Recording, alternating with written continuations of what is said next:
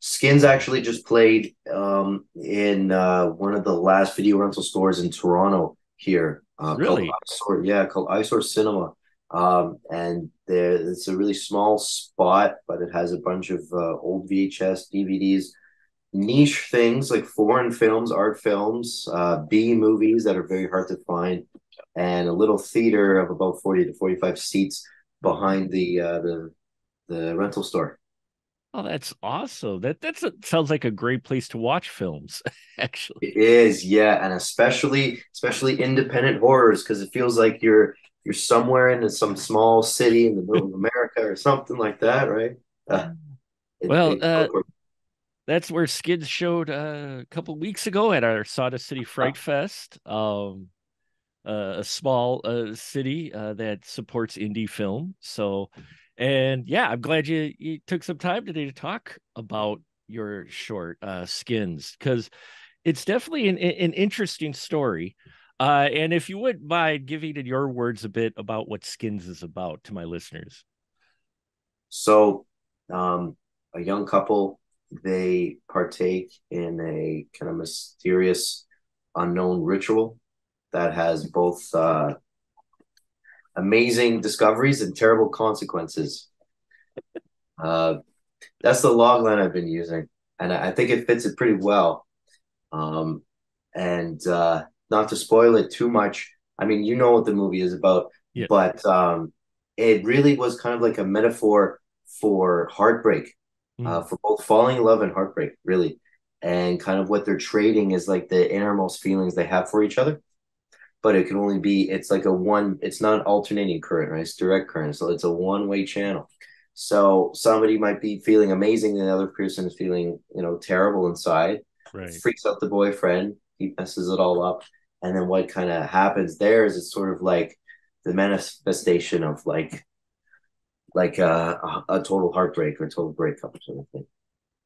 Yeah, and I got that impression. The first two-thirds of it definitely have far more spooky feeling to them than the last part, and I thought that was an interesting approach to a story.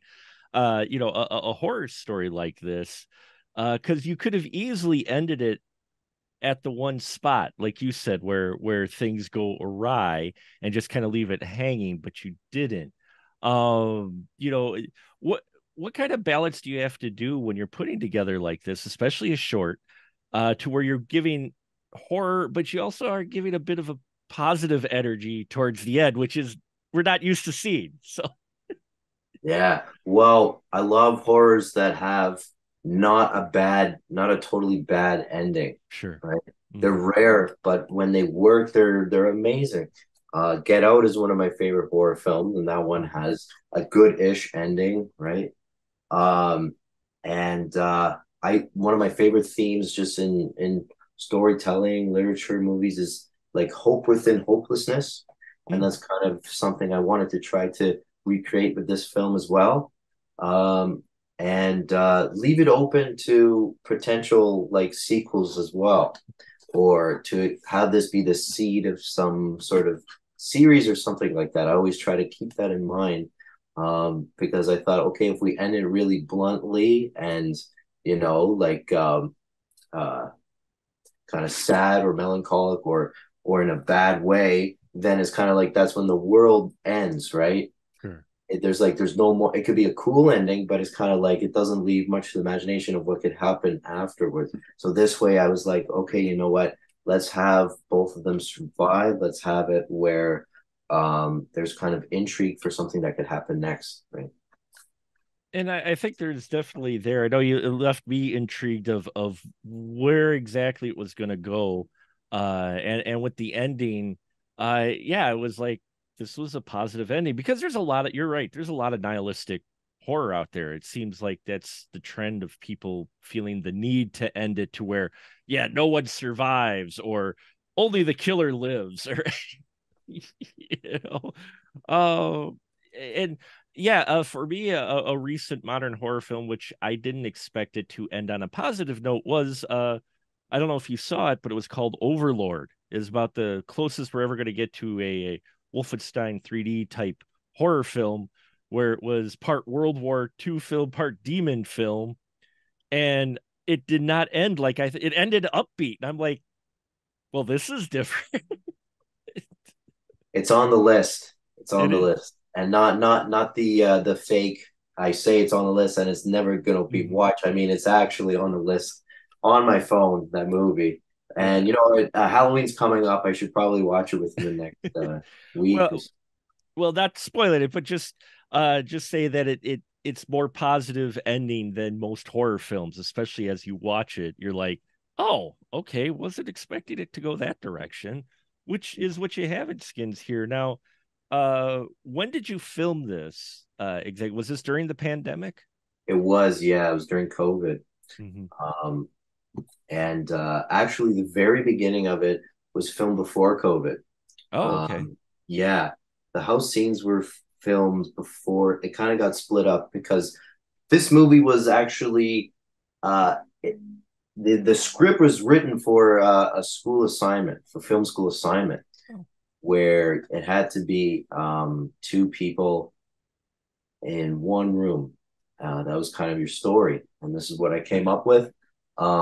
Every professor said it was too ambitious. This was like early 2019, and I thought, I don't think so. So I did everything I could to make it over the summer, and we got most of it. And then over COVID, I really got a chance to edit it mhm. and know exactly what to put in. So the beach scenes were shot during the pandemic, and the overdubbing and the sound effects, the music, and everything was over 2021 and early 2022. So I mean, at least the pandemic. I've talked to some other indie filmmakers too who are making. They're like, the one thing it did give them is time to edit and do the post production stuff. Yeah, no, honest, I feel like COVID was perhaps one of the biggest learning curves for me, just in general for filmmaking, but Mhm. especially editing. Um, my own work, learning how to tell stories narratively, and also trying to do that was when I first jumped into commercial work too with music videos, but it's because you had all the time in the world to experiment as well. Sure. Now, is that tough when you're editing your own stuff on oh, I wish I could leave this in, but you realize for the narrative you have to lose it. You bet it is. You bet it is. And don't I used to be self-conscious about the time because Mhm. especially the program that I was in, it was kind of beat into us that like a short film should never be more than like 18, 20 minutes. Mhm. If it is, you're done for. I already made two of them that are over 20 and they're both in multiple festivals. So, you got to break the rules to know if they're breakable or not, right?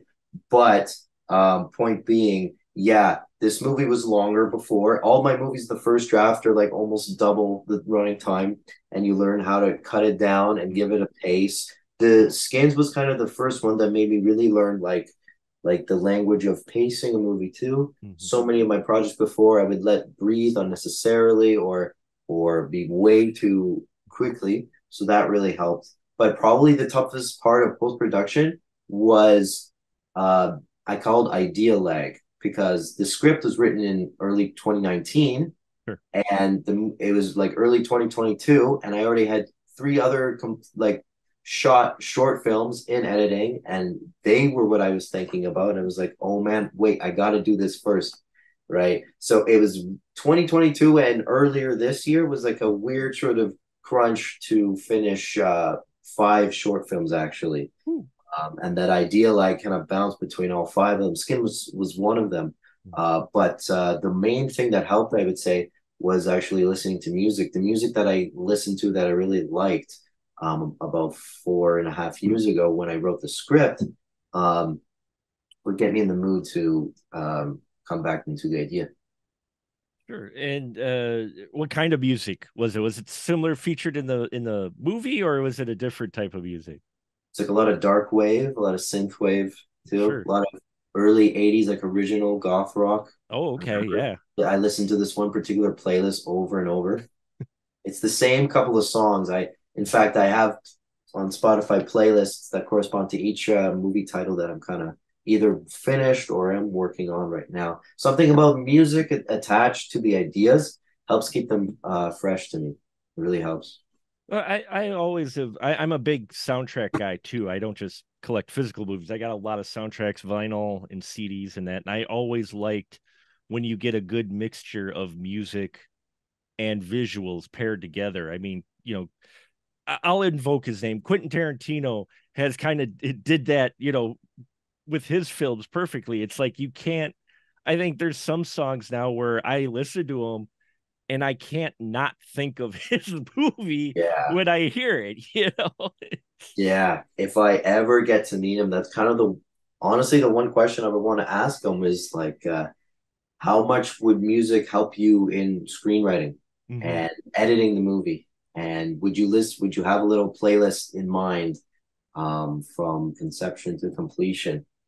Because, yeah, something about a couple songs that match kind of the vibe and the theme of what you're going for. It to me, it's like it's both a huge motivator and a huge like it helps the ideas keep coming too. It does well because it hits all your senses, and you have some creepy music in here as well. Was that stuff that you searched for some public domain stuff, or did you have someone in mind that did the music for you? So it was a mixture actually. The music was kind of it was a whole thing. It was like a bunch of royalty free Mm-hmm. sound effects, little tracks here and there. And then another composer who's very talented from New Zealand named Jordan Stevenson actually helped a lot with the score. And then I did a bit of my own because I also score music a bit. And so, yeah, this was kind of a three-way because the score was kind of something that I had a very vague idea of since the beginning, like since we shot the movie, but I didn't get around to it until like almost 2 years after shooting.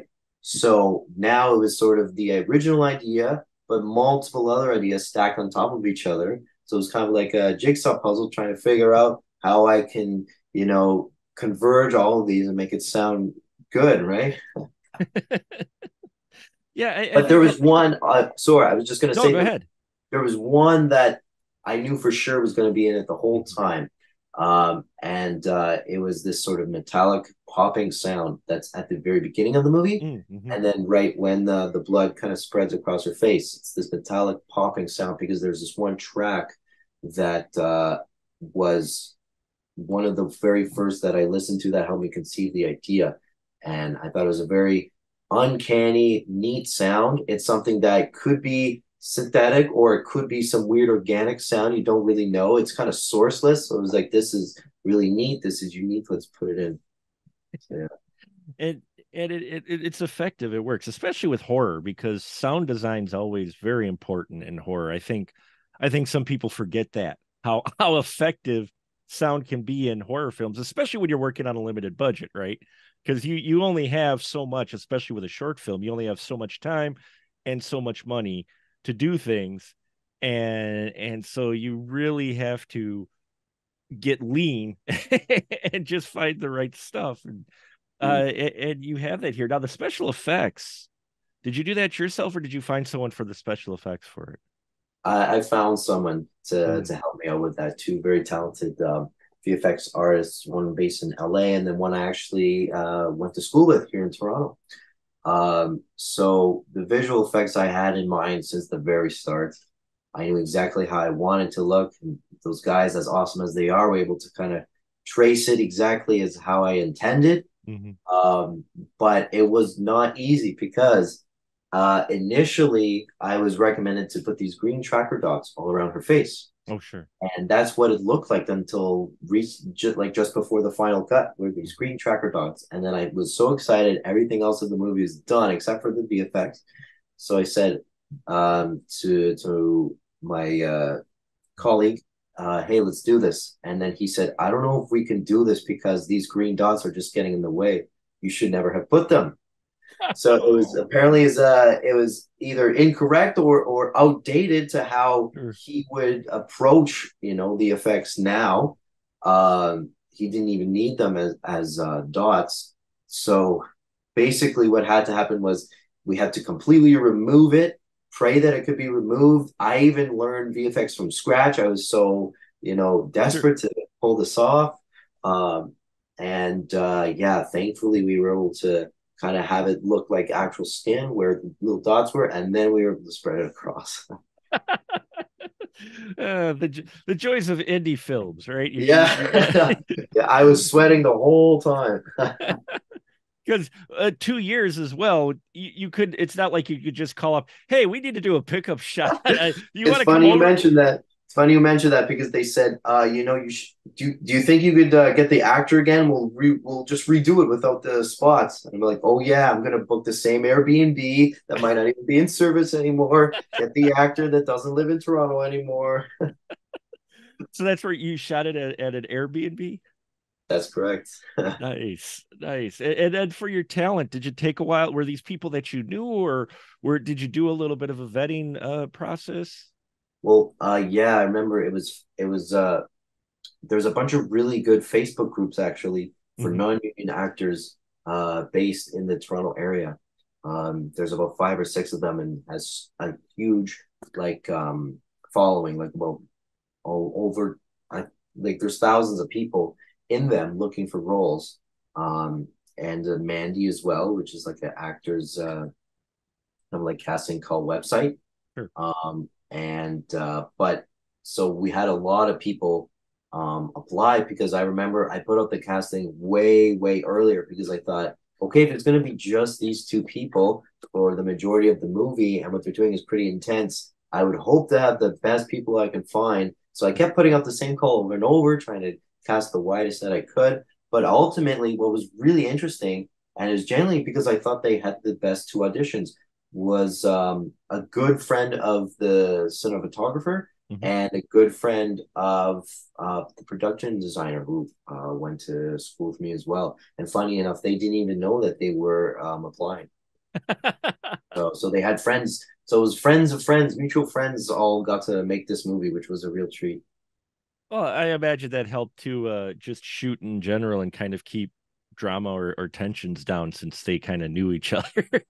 Oh yeah, yeah, yeah. Thankfully, it's really seemed like I was the only one sweating. Everybody else, honestly, from what I remember, was having a really good time on set. They were just hanging out whenever we weren't shooting. They would allow me to go into some room alone and scramble with the shot list. As you do. So yeah, so where did this you mentioned you're talking about heartbreak in that. Did you pull from like personal feelings in that for kind of that influenced the story, or where did you kind of pull this from? Mhm. Um, well, I remember that. Yeah, not too long before the script was written, Mm, I well, my grandfather passed away, mm, and he was the second of both grandfathers to have passed, so it was the last grandfather I had, and sure, he was a huge role model for me actually, because he was the one who immigrated my dad's side to Canada and worked a bunch of very hard jobs to support my dad and everything. And that really hurt because he gave a lot of very unique, memorable advice to me that I still keep with me.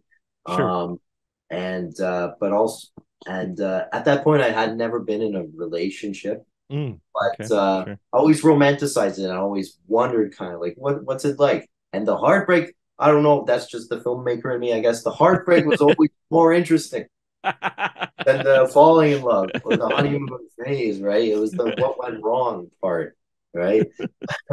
And how everybody dealt with it differently. But there Sure. was always some like universal pain that was always there, Mhm. right? And I also thought like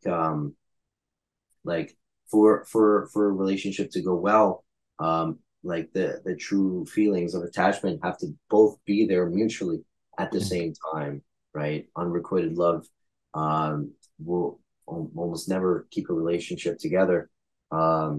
So that's why I thought it would be interesting if it's almost like all those feelings are concentrated in one person, right? Both of them feel it in a I guess a sober state, right? But when Sure. they this ritual, it could be pooled into one person and then into the other, etc. But that's also an interesting. I like that interesting dynamic because it's a theme about couples where there's give and take, there's compromise, there what might make one person in the couple happy may not make the other person happy, but yet they do it because of how they feel towards each other. And you have that compromise and the understanding, though, which is kind of the mistake that Evelyn does, is she doesn't give Dante the understanding. She's just like, hey, let's do this. And I'm just, I love that. I'm like, man, I would have been asking a few more questions way, Yeah. way before. I'm like, maybe a few more questions would be in my. Yeah. Although the married guy in me, the minute he makes a statement of where she asks if he could come upstairs for a minute, and he goes, "Oh, does it have to be now?" I'm like, "Oh, this is a young couple. This is Yeah. no, no, I know better. I've been married 25 years, so I'm like, yeah, no. She says if you want to come upstairs now, you just stop. You pause whatever you're doing, dude, and Yeah. just head upstairs." Mhm. But They would be used to it by then. yeah. So, I like some of that humor that you worked in there as well. And yeah, it was a very interesting short film. And that's why part of the reason I think we were able to select it for the fest was because it was different. Which I imagine, you're probably finding it's hard to be original, especially nowadays with so many people making so many movies and YouTube and posting and that. Does that enter into it at all when you get an idea, or do you just go with the idea, even if you feel like, well, they might have done this before, but not from this perspective? So, Well, it's both. It could be a compliment and a burn at the same time when somebody says, "Hey, your idea reminds me of X," right? Because it's like, "Oh, that's really cool. I have something in my head. I thought organically that's similar to something that is doing really well." right. And you also think, "Oh man, everything I just thought of and got excited about has been done. Erase the board." You find the middle ground between that, right? Um, you, to me, it's like, I don't know. One of my favorite things about trying to be a writer is trying to be as original as possible. Though, whenever I do think of an idea, one of the first questions I think of is actually, well, has that been done before? Well, how does that fare to this and this that's kind of similar, like already? I think how can I make this my own? How can I make this something that would be fresh for an audience of 2023 and beyond? And those questions, honestly, like have been fun to me since like I started this endeavor since like high school. So maybe I'm fortunate in that regard because maybe some people they really like a thing and they go for it and they don't care if it's original or not. They're just doing it because it's fun and that's completely valid. But at the end of the day, it might not propel into something further because everybody on the outside is thinking, well, we have the other thing on. So I was just gonna say, so I'm always a little self-critical about the level of originality of my own sort of stuff, and hope to honestly continue that and encourage that for others because, yeah.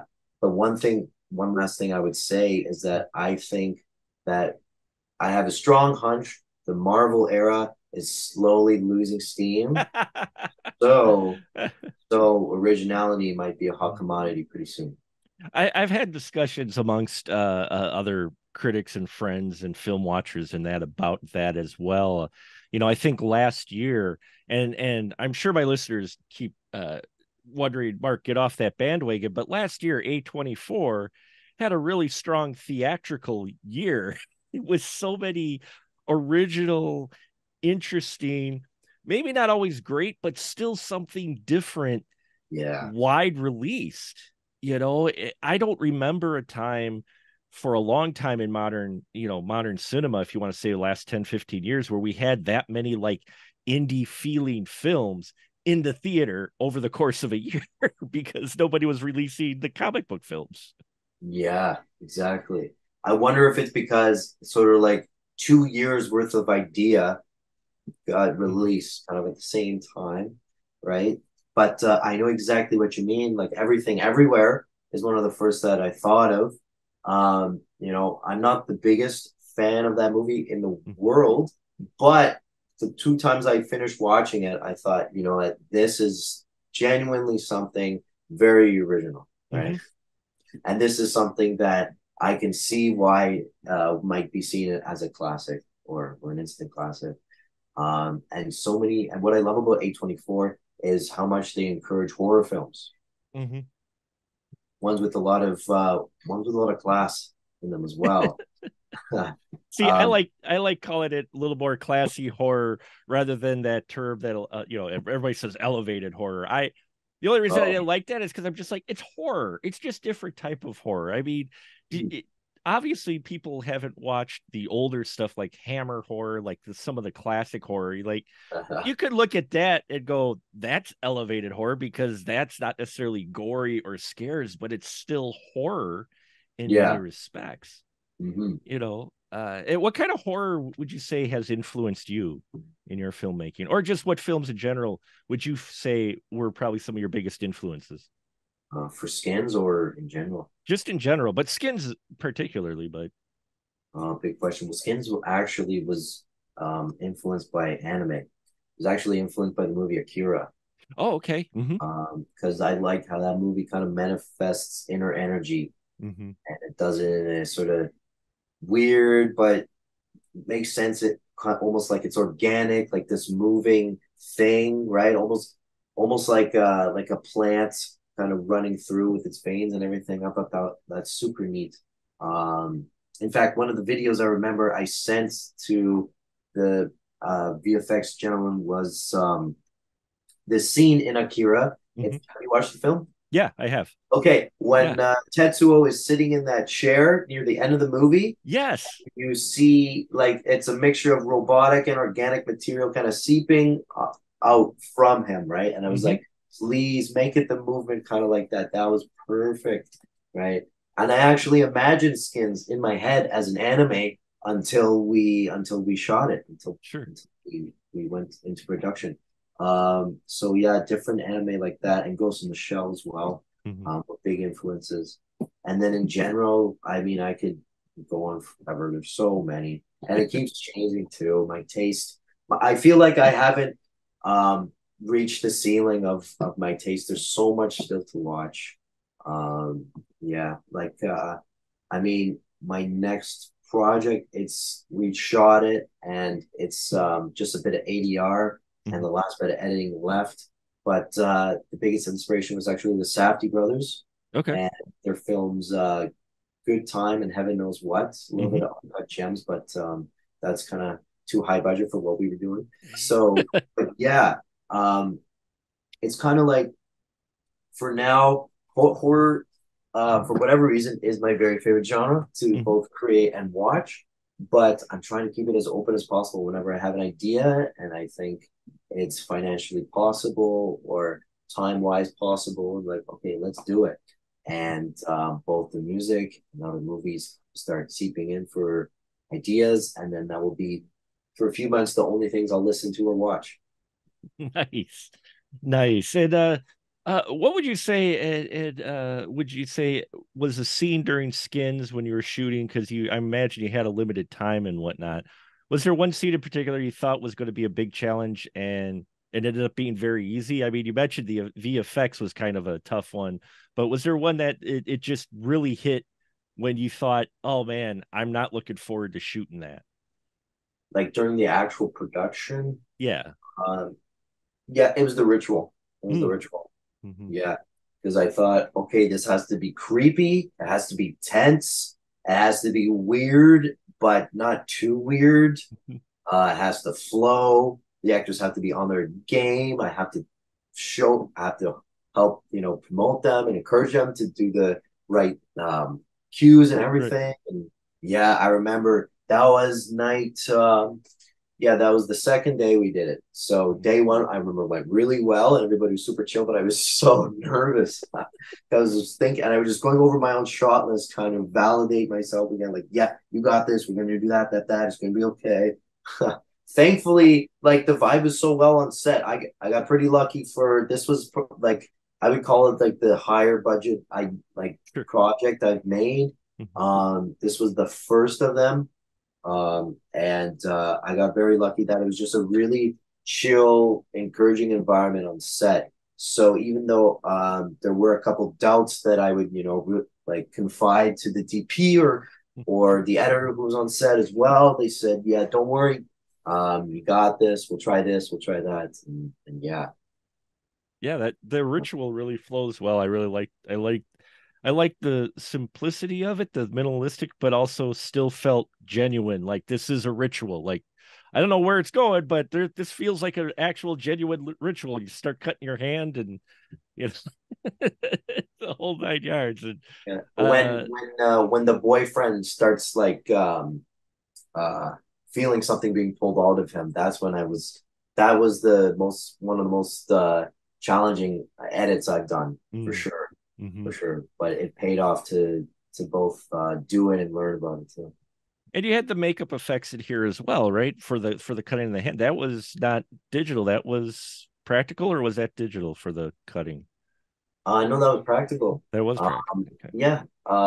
We got a little makeup thing. Makeup. There were actually two makeup artists. I remember that one day. Mhm. Because they were kind of like switching over. But yeah, it was just kind of like a little thing that had the exact same skin tone as the actor and a bit of real liquid blood and it's like a little filament in there. So then the second I got enough pressure, it would just leak out. It Oh, was like nice. whenever we cut it and we got it on the right angle, the right timing, we thought, hey, it looked pretty real. It did. It looked really good on camera. So as does the whole short film. I'm glad it's making a festival run. It looks great. Audio, everything. It does not have a small budget aesthetics that usually creep in. So congrats there on that as well. And yeah, it's a solid short, and I thought it was very cool. I've watched it about 4 times now. So uh Wow. Yeah. so, and I'm picking up some just a little bit different every time. So Right. You're uh almost at my record of 400. I'm sure by then I think people don't realize just how many hours you spend looking at the same stuff for a Yeah. filmmaker, right? Yeah. You're like, I was doing my own ritual as it would upload to Film Freeway, just praying it's actually the final cut, right? I'm not going to touch it anymore. Well, maybe. Yeah. Yeah. So, what's next for you? What do you got coming up? Well, I'm still doing the so it's kind of an interesting time where it's three other movies and four, including Skins, that are doing festival run. Skins just played at the Chicago Horror Festival Mm-hmm. just this weekend as well. And it has a couple more coming up soon. Another one in Toronto, early December. And I'll just be like promoting those movies. I really need to get on my game with talking about the festivals that it's been in as well to more detail too. But it's because behind the scenes, I have both that one short that Mm-hmm. I shot in March and April that's close to finish. My goal is to have it done by the calendar year. And the very, very beginnings of developing a Ooh, feature gonna script. dive into the feature pool, huh? But no, it's good that you start off with shorts and features because sometimes, I mean, everyone that I've talked to, they're some of them, they're like, yeah, taking a feature as my first thing to do was not the right way to do, because it's so much more. I mean, than a short. It's just everything's amplified too. So. But we look forward to seeing that. Is there a place where they can check out your stuff or keep up to date with what you're doing? Well, I have my Instagram Okay. that I post everything I do. Mhm. It's just Jaiden Reese Film. Okay. And then I have my website too, but that really needs an update. I was going to use the Christmas break to really update it. I think there's still a 2021 demo reel in it, so don't check it just yet, but soon.